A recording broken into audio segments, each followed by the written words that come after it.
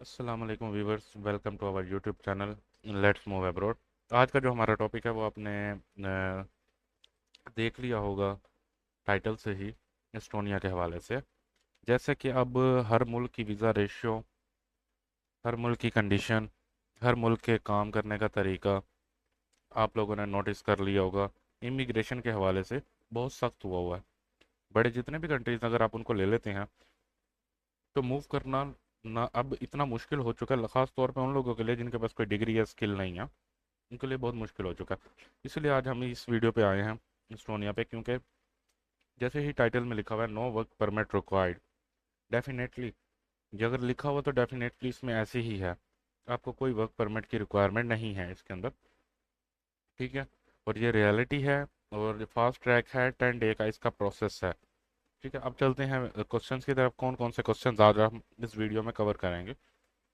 इसमें है Estonia really offering fast track. Definitely मैंने आपको बताया कि रियली ऑफर कर रहा है वो फास्ट ट्रैक के प्रोसेस को, ठीक है। इसके अलावा कि हम एस्टोनिया का वर्क वीज़ा कैसे गेट कर सकते हैं without a separate work permit, तो ये चीज़ भी इसमें एक्सप्लेन करूंगा कि कैसे कर सकते हैं। आपको विदाउट वर्क परमिट आप एस्टोनिया के अंदर डी वीज़ा पे जा सकते हैं। वो भी टोटल प्रोसेस टाइम 10 डेज का है आपकी अप्रूवल का। How long does Estonia Estonia visa process actually take, वो मैं आपको बता चुका हूँ। सक्सेस रेट एस्टोनिया की बहुत अच्छी है, 90% आपका वीज़ा रेशो हो जाती है। अगर आप डी वीज़ा की कैटेगरी पे जाएंगे वो भी मैं बताता हूँ।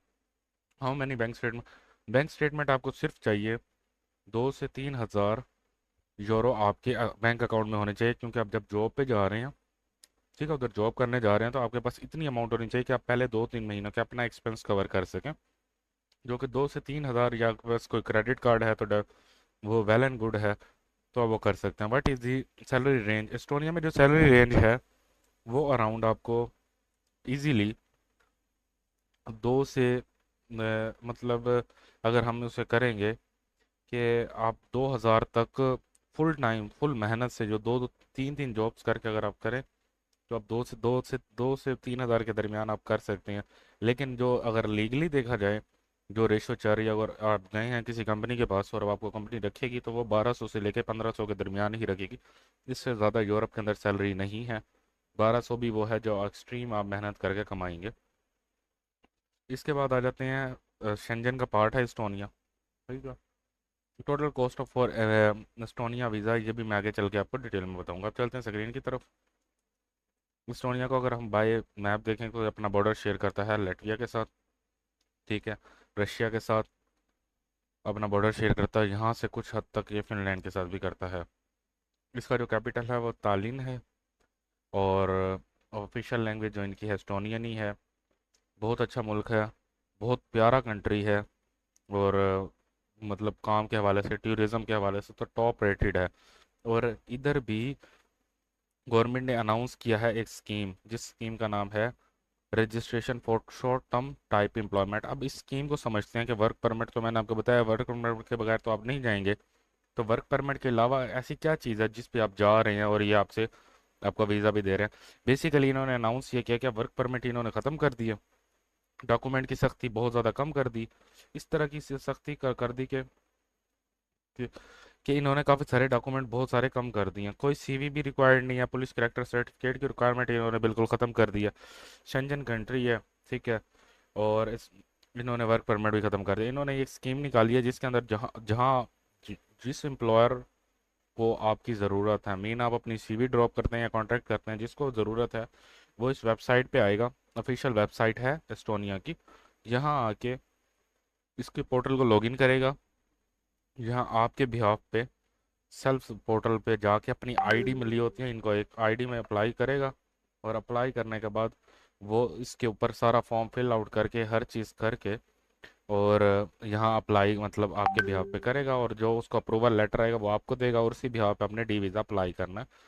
इसमें जो डॉक्यूमेंट आपको चाहिए होते हैं, copy of foreign passport, foreigner का पासपोर्ट चाहिएगा, फॉर एग्जांपल आप हैं तो आपका पासपोर्ट, ठीक है। आपकी फ़ोटो चाहिए होगी, बिल्डिंग का कॉन्ट्रैक्ट या एम्प्लॉयमेंट कॉपी ऑफ कॉन्ट्रैक्ट चाहिए होगा, और जो कि आप वो जहाँ जब रजिस्टर करेगा, रजिस्टर करने के बाद जो उसको लेटर मिलेगा, उस लेटर की बात कर रहा हूँ। प्रूफ ऑफ पेमेंट चाहिए होगी, स्टेट फीस और such as a payment order जो आप पेमेंट करेंगे। ये इन्फॉर्मेशन आपने अपनी एम्प्लॉयर को बतानी है, इस इन्फॉर्मेशन को वो यूज़ करके आपके बिहाफ पे अप्लाई करेगा। अब ये चीज़ तो आपको समझ आ गई। अब जो एस्टोनिया का है ना शॉर्ट टर्म के अंदर, इसका 10 डेज के अंदर अप्रूवल इनकी तरफ से आएगा, 21 दिन से 22 दिन आपके लग जाते हैं डी वीज़ा के अंदर। ठीक है। अब ये चीज़ें तो आपको समझ आ गई हैं। अब डेफिनेटली इसमें भी आपको जॉब ढूंढनी पड़ेगी, लेकिन वर्क परमिट का जो प्रोसेस होता है ना, कोई कंपनी आपको वर्क परमिट नहीं निकाल के देती। ठीक है। इन लोगों ने स्मूथनेस इसमें ये की है कि पहले हर कंट्री में जिसमें भी जाएंगे तो आपको वही कंपनी वर्क परमिट इशू करवा के दे सकती है जो बहुत पुरानी हो, या उसका कोई टर्नओवर होना चाहिए, या उसकी एक पेरोल पहले चल रही होनी चाहिए। इन्होंने ये चीज़ें ख़त्म कर दी हैं। अब 6 माह से 6 माह पुरानी कंपनी भी आपके बिहाफ पे इस पे अप्लाई कर सकती है। और उनको इतनी फीसें भरनी पड़ती थी आपके वर्क परमिट अप्लाई करने के, लेंथी प्रोसीजर होता था जिसमें उनके सॉलिसिटर्स होते थे इंक्लूड, जो आपके बिहाफ पे, अब वो चीज़ें सारी ख़त्म हो चुकी हैं। ठीक है। इस्टोनिया ने कोटा निकाला है जो फॉरेन मतलब स्किल वर्कर का, जो लोग पढ़े लिखे हैं। ठीक है। जो इस्टोनिया ने भी निकाला है, उसके अंदर उन्होंने कोटा जो अप्रूव किया वो किया है 7,000 फॉरेन वर्कर उनको चाहिए।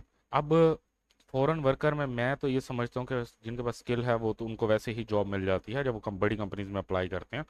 ये वीडियो बनाने का मकसद था वो लोग जिनकी स्किल भी नहीं है इतनी, लेकिन वो मूव करना चाह रहे हैं, उनका बजट भी नहीं है। तो इन्होंने सीजनल वर्क की जो है ना वो नो लिमिट के ऊपर ना इन्होंने निकाले, इनका कोटा अनलिमिटेड है। समझ लें कि 10,000, 12,000, 15,000 है। इन्होंने अपना इसके ऊपर इसका ना कोटा निकाल दिया। ठीक है। अब जब वो कोटा निकाला है इन्होंने, उसके ऊपर ये अप्लाई करेंगे आपके बिहाफ के ऊपर, और आपके बिहाफ के ऊपर अप्लाई करने के बाद वो कर देंगे। अब सीजनल के अंदर कौन कौन सी कैटेगरी को ये इंक्लूड करते हैं, तो उसमें जो इनको इंक्लूड करते हैं वो इनके पास आती है टूरिज्म, हॉस्पिटैलिटी आता है, रिटेलर एंड ई कॉमर्स आता है, एग्रीकल्चर एंड हिस्टोरिकल और आउटडोर आते हैं। अब ये सारी तो आप समझ आ गई आपको। इसके बाद आपने क्या करना है, आपने फॉर्म सर्च करने हैं एस्टोनिया में, इनकी वेबसाइट के ऊपर चले जाना है, वहाँ से आपने कॉन्टैक्ट डिटेल लेके इनसे कॉन्टैक्ट करना है, अपनी सीवी ड्रॉप करनी है, कवर लेटर देना है, और उनको बताना है कि आप हमारे बिहाफ पे रजिस्ट्रेशन शॉर्ट टर्म अप्लाई करें, जितनी फीसेज हम पे करेंगे। और वो आपको उम्मीद है कि अच्छा रिस्पॉन्स आएगा। टूरिज्म कंपनीज निकाल लेनी है, इसी तरह होटल्स निकाल लेने हैं। ये करने के बाद सिंपली आपने जब ये सारा हो जाएगा वो आपको रजिस्ट्रेशन से अप्रूवल ले देंगे। आपने डी वीज़ा अप्लाई करना है, डी वीज़ा की जो फीस है वो अराउंड 120 यूरो चल रही है। तो आपने वो अप्लाई कर देना और आपका वीज़ा अप्रूव हो जाएगा। तो ये सारी डिटेल्स एस्टोनिया के हवाले से, अगर फिर भी कोई आपके क्वेश्चन होंगे तो कमेंट के अंदर ड्रॉप कर दें, आपको आंसर मिल जाएंगे उसके। और इसी चैनल को सब्सक्राइब कर दें ताकि आने वाली वीडियो की जो भी इंफॉर्मेशन होती है वो आपके पास टाइमली पहुंच सके।